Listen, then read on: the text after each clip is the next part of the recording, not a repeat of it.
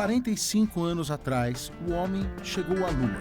One small step for man, one giant leap for mankind. Um marco da Guerra Fria, uma conquista sem tanta utilidade futura quanto era imaginado. Mas ainda assim, dentro da lógica humana que elege a conquista das terras, o domínio dos espaços físicos como a principal forma de um grupo triunfar sobre o outro, a chamada dominação. No geral, o triunfo dos pequenos grupos sobre a imensa maioria. E as cidades são um reflexo dessa lógica.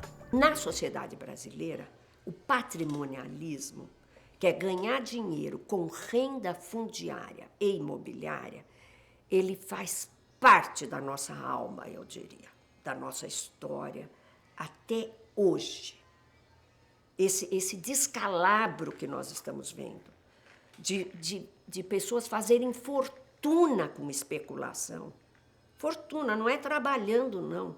É jogando. É como se fosse um jogo. A forma como a gente cresce economicamente é uma forma muito nociva para a lógica do crescimento da cidade. A forma de crescimento econômico, ela é uma forma que, vamos dizer, que se apoia em modelos de urbanização que são muito ruins, que são perversos, que são segregadores, que são preconceituosos, que são... Então, o momento que a gente vive agora no Brasil é difícil de entender por causa disso. A gente olha as cidades crescendo, a gente vê prédios por tudo quanto é lado, a gente fala, puxa, esse Brasil tá, pujante, tá maravilhoso, mas na verdade, a gente com isso, provavelmente, a gente vai ver do outro lado um aumento da tragédia urbana. São Paulo é a cidade dos muros. Poucas cidades do mundo têm uma diferenciação tão clara entre o que é centro e o que é periferia, entre o que é cidade de rico e cidade de pobre. São Paulo é uma cidade higienizada, né?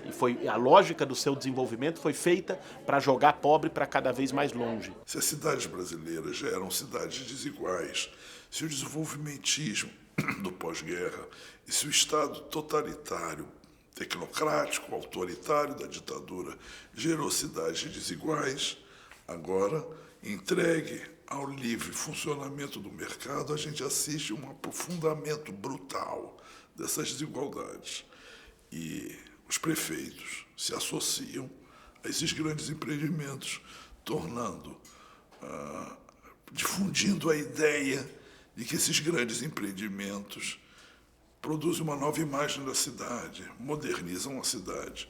Em 2001 se estruturou o Estatuto da Cidade, que determina que os municípios maiores de 20 mil habitantes têm que ter um plano diretor, que já estava lá na Constituição de 88, mas pouca gente fazia, tem que, dentro desse plano diretor, incorporar várias regras que visam combater esse desequilíbrio social urbano.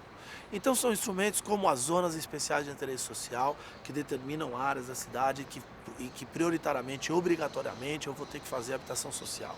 São instrumentos como o direito de preempção, que dá o direito à prefeitura de comprar terrenos prioritariamente sobre o mercado. São instrumentos como a concessão de uso para moradia, para terrenos públicos. São instrumentos como o IPTU progressivo, que vai no tempo, que vai combater os imóveis vazios, mantidos vazios nas áreas centrais pelos especuladores e assim por diante. Então o Estatuto da Cidade estabeleceu isso, mas de maneira genérica. Porque na verdade ele estabeleceu numa lei federal para mais de 5 mil municípios no Brasil, que podem ir desde São Paulo até Nova York, que fica no interior de Maranhão e tem 2 mil habitantes. Então eu tenho uma gama muito variada, então eu não consigo fazer uma lei que já possa ser regulamentada e atender todas essas realidades. Então eu dependo de jogar ela para a regulamentação municipal. Chegando à regulamentação municipal, isso tem que se dar através da constituição de um plano diretor. E aí é que a coisa pega. Porque, na verdade, eu empurro para o nível municipal uma disputa política. A Prefeitura de São Paulo aprovou em 2014 o novo plano diretor da cidade. O plano diretor é um conjunto de diretrizes que indicam como e para quem a cidade deve se desenvolver. Nessa nova versão, os vereadores da cidade, normalmente pressionados pelas grandes empresas, tiveram uma surpresa. O plano diretor de São Paulo esse ano teve uma novidade. Entrou um novo ator em cena, que foi o povo organizado e que pressionou do outro lado. E isso fez com que o plano diretor de São Paulo saísse melhor do que seria. Muito embora ainda limitado. Ocupação Dona Deda, São Paulo, uma das várias ocupações do MTST, o Movimento dos Trabalhadores Sem Terra. Antônio Conselheiro, na luta por justiça, nós somos companheiros. Um movimento que está organizado em várias partes do país e que aos poucos e por seus esforços toma espaço numa discussão ainda mais profunda do que um plano diretor. O MTST é um movimento que está organizado desde 1997. Tem 17 anos de existência. Hoje está em 7 estados do Brasil, né? Além de São Paulo, Brasília, Rio de Janeiro, Pernambuco, Ceará, Tocantins e Roraima. E sua forma de luta principal é ocupar espaços que estão sendo usados para especulação imobiliária, espaços ociosos nas grandes metrópoles, para destinar para a moradia popular, né? O movimento tem uma luta centrada na moradia digna, embora não se limite a isso. O movimento tem um projeto de reforma urbana, né? Que é muito além do que construir mais casas enfim, destinar terrenos vazios para moradia. Nós temos que mudar a lógica de cidade.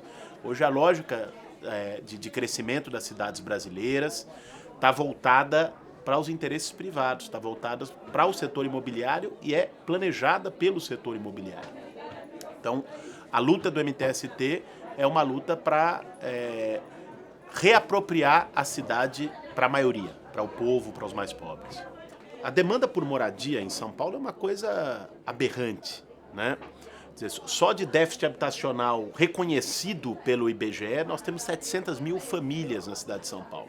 Sem contar mais de 1 milhão que vivem em favelas e cerca de 3 milhões que vivem em áreas irregulares na cidade. A psicologia social tem muito a contribuir com essa reflexão, né? Quer dizer, quais são, o que faz com que as pessoas vão para uma luta? Claro, necessidade, urgências de caráter econômico, né? Uma casa, terra para plantar e para sobreviver dela. Ali no dia a dia da ocupação, né? O acampamento, é um momento muito de muita vida, de muito movimento, né? De uma intensidade de experiências muito grande durante, né, semanas, meses, né? À medida, né, que ia vivendo esse cotidiano, eu ia percebendo que muitas pessoas, né, relatavam como que aquela experiência de acampamento tinha mudado a visão de mundo delas, né?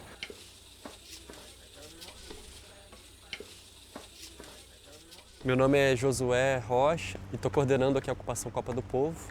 A gente entrou no dia 3 de maio, está com 2 meses e meio, mais ou menos, né, aqui no terreno. Essa dinâmica daqui é uma dinâmica que a gente procura utilizar em todas as ocupações, né? Assim que a gente ocupa o terreno, a gente estimula a construção dos barracos. Depois que eles estão construídos, a gente divide em grupos. Cada região, né, de barracos mais ou menos dividido pela geografia do terreno mesmo, a gente chama de um G, que é um grupo, né? Aqui na ocupação a gente tem 8 grupos, do G1 ao G8. Cada grupo tem a sua estrutura de cozinha coletiva, banheiros coletivos e uma coordenação própria desse grupo que organiza o dia a dia daquele grupo, desde a limpeza até a arrecadação de doações para a cozinha, né? Até o controle das pessoas que estão presentes ali no dia a dia do grupo. Vamos naquela cozinha ali, ó. Ali é uma cozinha que o pessoal tá ali. Tudo bom, gente? O pessoal pode filmar um pouquinho aqui? Então, cada grupo tem a sua cozinha própria, né? A gente consegue, através de parceiros da comunidade ou das próprias famílias que estão aqui morando, doações de alimentos que são cozinhados. A gente garante 3 refeições por dia, que é o café da manhã, o almoço e o jantar. E aí o próprio grupo se organiza para revezamento dos cozinheiros. Vai sair a carne, o arroz, feijão e uma trufinha geladinha ali.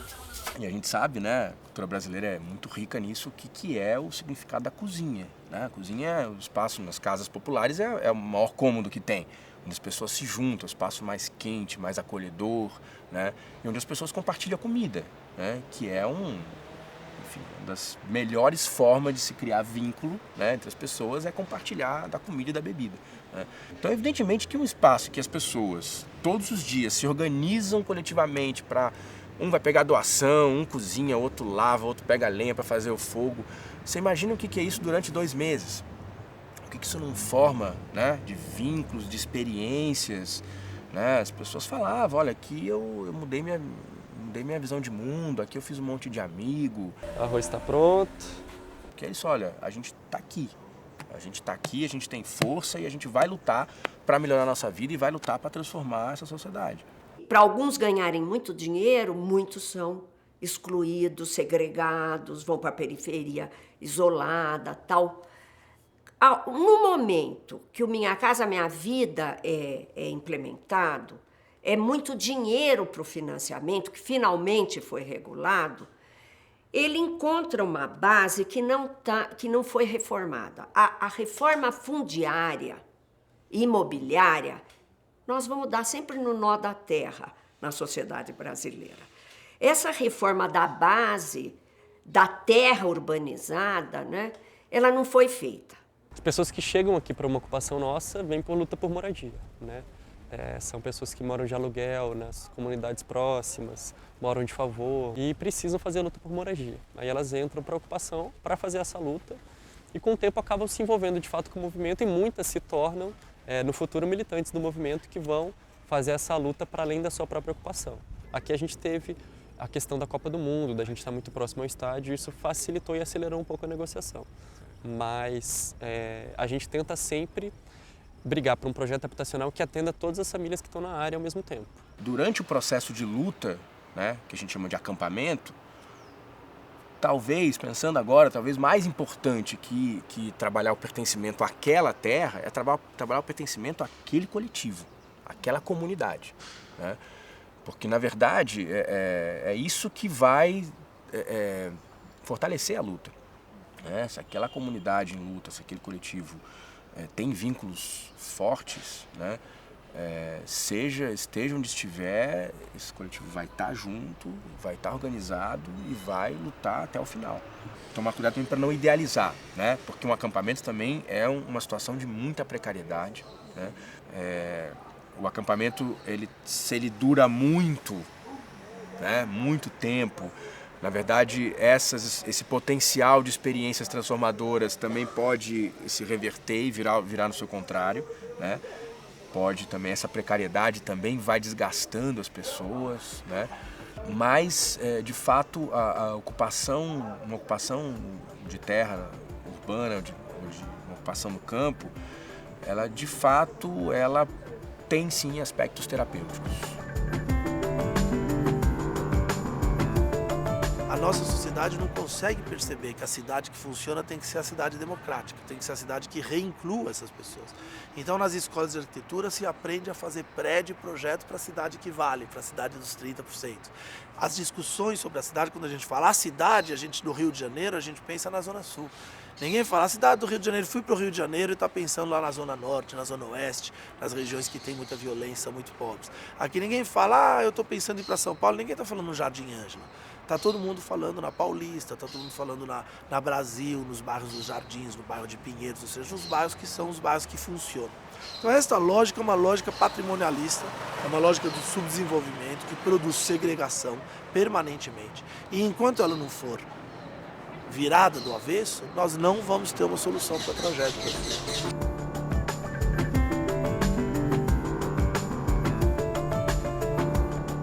No próximo episódio de Diversidade, diferentes olhares e atitudes sobre a divisão e a posse da terra, comunidades tradicionais que se adaptam até certo ponto ao século XXI.